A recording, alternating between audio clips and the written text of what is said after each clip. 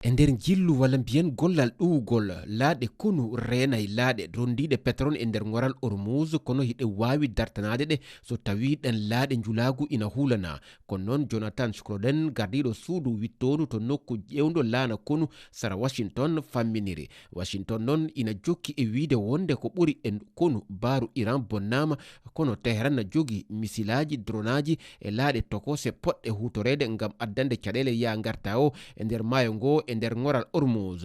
E kitale ujunere e temeɗɗe jeenayi e capanɗe jeetati kono baharu Amerik ɗowno laaɗe pétrole e nder golf ngam rende ɗumen e janguji Iraan e saha hare hakkunde Iraan e Irak. Pettoje ndiyam walla minuji wonno sabu kul huli on saha ete ɗum no wawi wonde kadi e nde hare ɗo. Hanki altine Donald Trump holliti wonde Amerik yani e dow laaɗe konu Iraan ɗe fof wonde ɓe bonni ko ina tolno ɗe capanɗe tati kono pettoje ndiyam ɗe ina mbawi notede e laaɗe goɗɗe. Horeji dolaji dentuɗi Amerik Donald Trump ɓeydi hen wonde Washington anda so tawi ko gonga ko Iran waɗi ɗen pettoje ndiyam e nder maayo ŋoral Hormuz.